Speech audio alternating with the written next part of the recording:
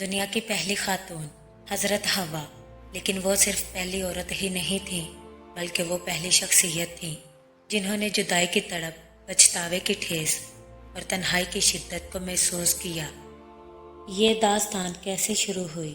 وہ جنت کی رہنائیوں میں فرشتوں کے درمیان رہتی تھی جہاں ہر طرف نور اور سکون تھا۔ پھر ایک وسوسے نے سب کچھ بدل کر رکھ دیا اور ایک خطا ان سے جنت کی خوشبوؤں سے نکال کر زمین کی خاموشیوں میں لے آئی۔ السلام علیکم، آپ دیکھ رہے ہیں دی نالج آف اسلام۔ آج ہم آپ کو حضرت حوا رضی اللہ تعالیٰ عنہ کی زندگی کا وہ جذباتی پہلو دکھائیں گے جو شاید آپ نے کبھی پہلے اس طرح نہ سنا ہو۔ اگر آپ کو ہماری ویڈیوز پسند آتی ہیں تو چینل کو سبسکرائب کریں اور ویڈیو کو لائک کر کے اپنی محبت کا اظہار کریں۔ چلیے آغاز کرتے ہیں۔ حضرت حوا علیہ السلام کی تخلیق کیسے ہوئی؟ ناظرین اکرام، اللہ پاک نے حضرت آدم علیہ السلام کو مٹی سے بنایا اور اپنی طرف سے روح پھونکی۔ آدم علیہ السلام جنت کی نعمتوں میں رہتے تھے، لیکن اتنی ہریالی اور چشموں کے باوجود ان کا دل اداس رہتا تھا۔ انہیں محسوس ہوتا تھا کہ کوئی ایسا ہو جو ان کی طرح ہو، جس سے وہ باتیں کر سکے اور اپنا دل بہلا سکے۔ اے میرے رب، اس خوبصورتی میں کوئی میرے جیسا کیوں نہیں؟ اللہ نے آدم علیہ السلام پر ایک گہری نیند طاری کر دی۔ یہ کوئی عام نیند نہیں تھی بلکہ ایک عظیم معجزے کی شروعات تھی۔ روایات کے مطابق آدم علیہ السلام کی بائیں پسلی سے اماں حوا کو پیدا کیا گیا۔ جب اماں حوا نے آنکھیں کھولے تو انہوں نے خود کو ایک ایسے مقام پر پایا جہاں کی خوبصورتی لافانی تھی۔ جب اماں حوا نے برابر میں لیٹے آدم علیہ السلام کو دیکھا تو ان کے دل میں ایک ایسی محبت اور اپنائیت جاگی جو اس سے پہلے کبھی کسی انسان نے محسوس نہیں کی تھی۔ آپ کون ہیں؟ دل کو عجیب سا سکون کیوں مل رہا ہے؟ ناظرین اکرام، کیا آپ جانتے ہیں کہ اماں حوا کو پسلی سے کیوں بنایا گیا؟ اس میں گہری حکمت چھپی ہے۔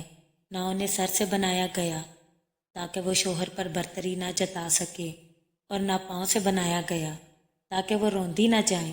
انہیں دل کے قریب اور حفاظت میں رہنے والی پسلی سے بنایا گیا تاکہ وہ اپنے شوہر کے قریب رہیں، نرم دل اور سکون کا ذریعہ بنے۔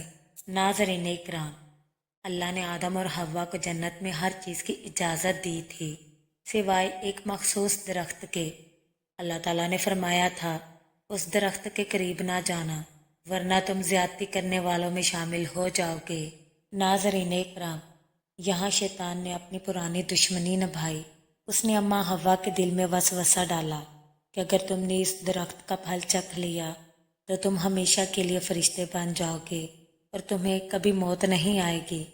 شیطان کے اس مکارانہ فریب نے ان کے دلوں میں جگہ بنا لی اور ایک لمحے کی بھول نے ان کا ٹھکانہ بدل دیا۔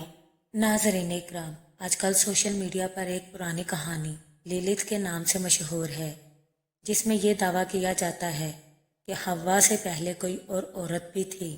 دی نالج آف اسلام آپ کو واضح کر دے کہ یہ صرف ایک یہودی دیوی کا قصہ ہے۔ اسلام، قرآن اور صحیح احادیث میں ایسی کسی بھی عورت کا کوئی ذکر نہیں ملتا۔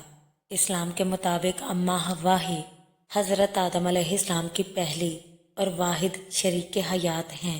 پھل کھاتے ہی جنت کے لباس اتر گئے۔ کیا واقعی ہمیں ہمیشہ کی زندگی مل سکتی ہے؟ اور انہیں اپنی اریانی کا احساس ہوا۔ دونوں نے جنت کے پتوں سے خود کو ڈھانپا۔ ایک لمحے کی خطا اور سب کچھ بدل گیا۔ پھر اللہ تعالیٰ کا حکم ہوا کہ اب تم سب زمین پر اتر جاؤ۔ روایات کے مطابق حضرت آدم علیہ السلام کو سری لنکا اتارا گیا اور اماں حوا کو عرب کے شہر جدہ میں اتارا گیا۔ وہ جنت کی شہزادی اب جدہ کی تپتی دھوپ اور ریگستان میں اکیلی تھی۔ وہ روتی تھی، گڑ گڑاتی تھی اور اپنے رب سے معافی مانگتی تھی۔ ان کی سب سے بڑی تکلیف آدم سے جدائی تھی۔ انہوں نے برسوں اس امید میں گزارے کہ کبھی تو معافی ملے گی اور کبھی تو وہ اپنے ساتھی کو دوبارہ دیکھ پائیں گی۔ برسوں کی گریہ زاری کے بعد اللہ نے ان کی توبہ قبول فرمائی۔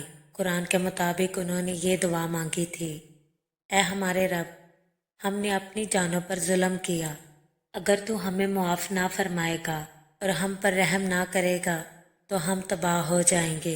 ऐ हमरे रब, हमने अपनी जानों पर जुल्म किया, हमें माफ कर दे। आखिरकार मैदान अराफात में दोनों का मिलाप हुआ। ये मुलाकात दुनिया की तारीख की सबसे जज्बाती और पुर असर मुलाकात थी। प्यारे दोस्तों, अम्मा हवा की ज़िंदगी हमें ये सिखाती है कि इंसान से खता हो सकती है, लेकिन कामयाब वही है जो पलट कर अपने रब के हजूर गिर जाए और माफ़ी मांग ले।